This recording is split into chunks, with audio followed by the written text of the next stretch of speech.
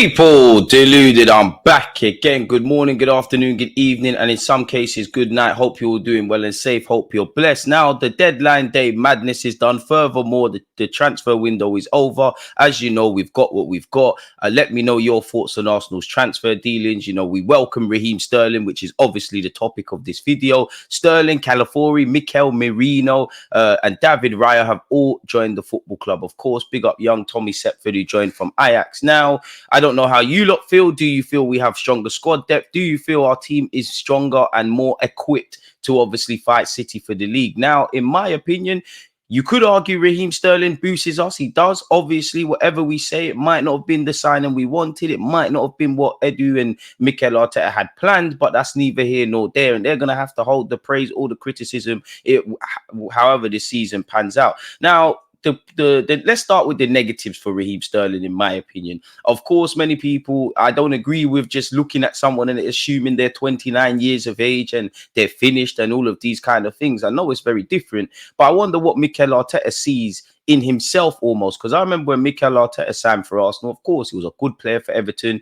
In hindsight, obviously, it worked out for Arsenal, but many people were saying he was on a downward slope. Forgive me if I'm wrong. He might have been a bit older, but he was in and around the age Raheem Sterling is. Now, you look at Sterling, the first thing I would say, if Mikel Arteta can get a tune out of him in the same vein he did with Granit Xhaka, with Kai Havertz, with Aaron Ramsdale and Benjamin White, all different, Martin Odegaard, even when he signed in January initially, all very different kind of scenarios, but people weren't necessarily convinced on them at the point of entry to this football club. And a lot of people sit there and go, you know what, if Arteta could get hands on Rashford, Mudryk, now Sterling, Jadon Sancho, any player that needs a bit of love or it's not really working out, their current employers reckons he can get a tune out of him. And, you know, working with him, you know, at Manchester City, he did get that. But many people would say, you know, Sterling wasn't our first choice. It screams panic, which again, it is panic, but at the same time, we're damned if we do, damned if we don't, because I'm not saying we should overly praise the club for Raheem Sterling's acquisition, but it would look a lot more dark if we didn't sign anyone. I think everyone would agree with that. Now, essentially, like I said, it weren't first choice. Many people would say, do you know what, worst case scenario, if Mikel Arteta gets a tune out of Raheem Sterling, he gets back up to his best, you know, are we essentially developing a player that is going to be sold on from Chelsea, because a lot of other people be interested if Sterling gets back up to his best, or will, assuming their current manager, if he's still there, will he say, you know what, I made a mistake, next season you're back in Sterling? Or if we want to keep Sterling with no obligation to buy or no buy option, we're in issues. Now, that would be the negatives, really and truly. For me, whatever you say, we want to be a Premier League winning side. You can never have too many winners. You look at Raheem Sterling, he joins the, whatever you have to say, the Zinchenko's, the Declan Rice's, the Kai Havertz, the Jorginho's, you know, Mikel Merino's won a few trophies. A couple of players have won trophies at other clubs, really. So it whets the appetite collectively. Sterling, whatever you have to say, he's been in the Premier League from 16, 17, and he's still here at 29. You know, whatever you have to say about Chelsea, he's at Chelsea Football Club. He's still here. So if him being finished is on a 300 bags a week contract, being at Chelsea, then boy, I don't know what you'd have to say. And for me, he's also worked with Mikel Arteta before. Obviously, he can play on the left, play up front, play in the 10, play on the right. I'm here for that. Again, I don't feel we necessarily have enough collective squad depth, barring what we got defensively, because there's a reality where if we go all the way, there's 70 odd games. As you know, at some point in the Premier League and in all competitions, we're going to go from 1 game a week to 2 games a week to 3 games every 10 days. So again, I don't know. Let me know your thoughts on the transfer business. So I'm here for this. And also, you know, I mean, it's been a mixed bag for Edu. I think in some ways, in terms of incomings and outgoings, he's done well. Generally, when you look at the Raheem Sterling deal, well, there's no buy option or obligation to buy. I'm sure Chelsea and Arsenal will be able to negotiate if things happen, you know, to be paying significantly, you know, what we're paying half of his wages. I don't think there's a loan fee. Again, we'll truly never know, but that's my thoughts. And you know, again, I don't know. Let me know your thoughts as well on the front three, because now we've got some good options. You know, if Gabriel Jesus is fit and he can do his thing, also throw Gabriel Jesus into what I said about winning players that have won stuff.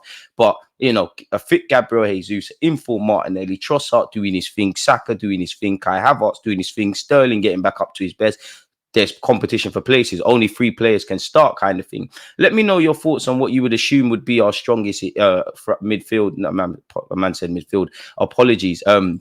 It's early in the morning. Striking trio, because on one hand, I think Trossard is very unlucky not to get more starts. And ahead of Brighton, I hope he actually starts, even though I back Martinelli all the way. In Arteta's mind, it's probably Martinelli, Saka, and at the moment, Kai Havertz.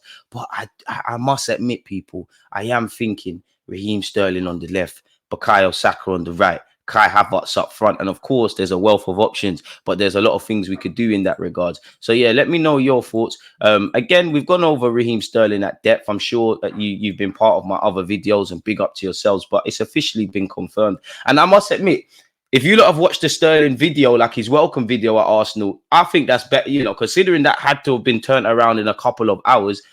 We're a weird club, because that video is better than what we did for Calafiori or Mikel Merino, in my opinion. For what it's worth, Sterling has joined us on a season-long loan from Chelsea. I mean, how many players have we signed from Chelsea off the top of my head? Sterling on loan, Jorginho, Kai Havertz.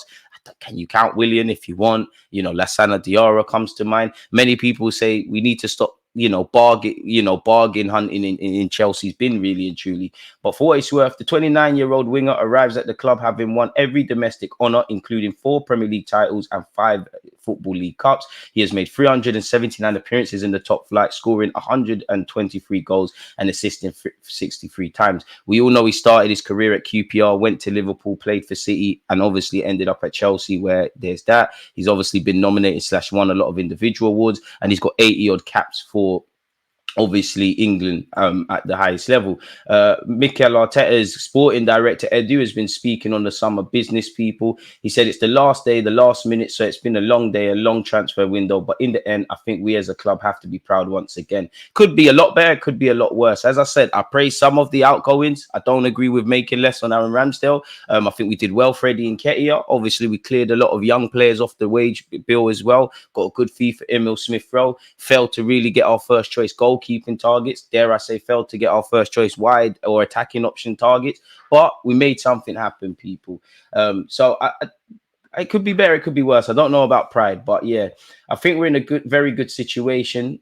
When it says when see all the loan players in the right clubs, fair enough. You see the signings we have, like Ricardo and Merino. So the players that we plan to sign, our targets, they're here. Also the players that we decided to sell, I think we sold them for the right price to the right clubs in the right way also, which is important. Fair enough, if that's what you believe. I think the vast majority, fair play. Ramsdale, don't agree, because yes, his stock has fallen and taken a hit, but is Ramsdale a better goalkeeper than when he was at Sheffield United to him leaving Arsenal? Is he held in higher regards, regardless of the David Raya stuff and all the things we know? Yeah, because Sheffield United probably have a sell-on clause, so we've made 18 million. Don't know how much they're due. 19 if Southampton stay up. But I personally think that was a gentleman's kind of thing with Ramsdale's deal. So yeah. So today, to be here on the last day of the transfer window, to get someone like Sterling, who I believe will be someone very important for the squad, who is going to give a lot to the team. So it's a pleasure. And in the end, everybody, not only me, because there are a lot of people working here as well, but it's a pleasure. We are finishing the transfer window. And as much as I would have loved someone on earlier, someone to be a bit younger that ties in long term, you could argue, the Trossards, the Jorginhos, the Parteys, the Merinos, the Sterlings. They're all 28, 29 in their 30s. They're here for now. They're ready to win now, kind of thing. And, Sterling is a Premier League proven individual. And again, you do have to discount Sterling a bit, because everybody at Chelsea stunk up the place, really. So there we have it. I do think this is quite telling from Mikel Arteta. Edu Gaspar. To be fair, we never really planned to sign him when we started the transfer window. And that's interesting, because had we have signed Sterling very early, I still think a lot of the talking points would have remained, but I think there would have been a lot more optimism there, people. But as our Edu has said, to be very transparent, we all know he wasn't there. So that's telling us he wasn't the first choice. We found ourselves having to do something. Something is better than nothing. And he's not the worst of players for different reasons. But we always say to everyone that you have to be prepared for every single scenario. So when that opportunity came and I checked the squad, I checked how he plays and spoke to Mikel, of course. I spoke to Tim Lewis, our vice chairman, to check if everyone is comfortable for the step we're going to take. And it makes a lot of sense. It makes a lot of sense to have someone like him, because I'm pretty sure he's going to add a lot to the squad. He has experience. He understands more than anyone in the league. He's played in the Champions League many times. He's won the Prem a few times as well. So I think he can add a lot to our squad. And I feel really happy to see someone like him in our squad. And from a personal point for Sterling, you got what you wanted is staying in London. Realistically, you're playing with with someone like Mikel Arteta that knows knows you and trusts you, which the current Chelsea manager doesn't. You know, you've got a bit of that bit between your teeth, because if you're Raheem Sterling, yes, football is a funny old game of opinions, and ultimately if the manager don't want you, the manager don't want you. But if Chelsea are doing this rebuild, and yeah, they've got Sancho, Pedro Neto, Mudryk, all of these guys, some of the players that they're persisting with, if I'm Sterling, I'm sitting there saying, listen, I've won the Premier League, I've been here and done stuff, how dare you do that to me? So there's a bit of fire in his belly. He's obviously, you know, kind of failed upwards because we're ahead of Chelsea at this moment in time, and obviously he wants to put himself back in the shop window and show everyone that he's not damaged goods. I'm sure he wants to get back into England contention. So there's a lot of personal reasons for him to want to do this thing. And it's not plain sailing. I personally think Sterling starts for Arsenal, but I don't think it's a foregone conclusion. You can't say Martinelli or Trossard, you know, are in trouble now because of Sterling necessarily. So go and make sure you play, because you could very well sit on the bench. Obviously, we've brought in Neto as well, people. We brought in Neto as well. Obviously, you know, Tommy Setford is going to be our third choice goalkeeper. I don't think that was necessarily planned. We all know players had to leave, so that's where we're at with that. Of course, we know, you know, Sterling at this point is signed for Arsenal on loan. He's completed all the medicals and whatnot, and he's taken a wage cut, really. I know when people look at Sterling and say, oh, well, ironically, his last name is Sterling, people talk about money. I'm happy to have a yard man at the club as well, if I'm honest with you. And with all the Jamaican-inspired apparel that Arsenal come out with, it'd be silly not to get some out and get Sterling modelling it. Sterling took a wage cut to join Arsenal on loan. Arsenal will pay less than 50% of the agreed wages upon him in terms of his loan deal. So that's good for us. And maybe if he signed on a permanent basis, he would do that as well. And some of you, you know, you would have seen the images of him as well. I think it's quite telling that, you know, obviously Sterling's a mature individual, but Edu come out and said he's not, you know, he's not our first choice.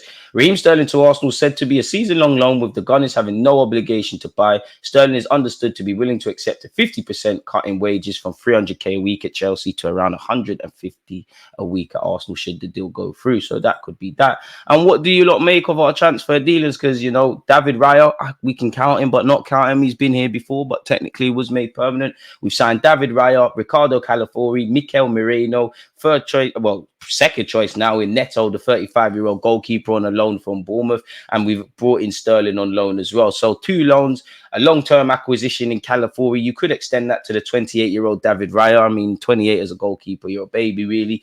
Mikel Merino still got years in the tank, really, and Sterling's going to help us for at least a year. I'm getting tongue-tied here. Sterling's going to help us for a year at least. Now, I guess I asked for a central midfielder. We got that, especially a left-sided one. We knew we was going to sign a left-back. I'm happy with Calafiori, whether it's centre-half, left-back, strong options, carrying on what we're doing. That's cool. David Raya, we knew that was going to be made permanent last summer, but that's cool. Neto, you weren't our first-choice goalkeeper, but you are experienced, and, you know, it would be very dark if we never had another goalie. Now, Sterling and Neto, for what it's worth, can't be involved against Brighton because the deals didn't go through in time.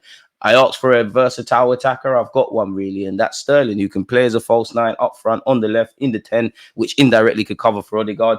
So, yeah, man, let's just hope it works out. But what would you lot rate the window? For me, I'd give it a 6. I'll give it a 6. I think we've got some quality additions. I think we've technically addressed every area. I don't think we've really moved the needle. I think we've done well in terms of outgoings, but that's even mixed. I think Eddie Nketiah's deal's good. I think, all right, you got a decent fee for Ramsdale. Cleared some of the young players off the wage structure. Nelson only left on loan. Fair play. You know, it didn't happen for him in that regard. I think our best outgoings undoubtedly have to be Emil Smith-Rowe for the money we got, and Eddie Nketiah for the money we got.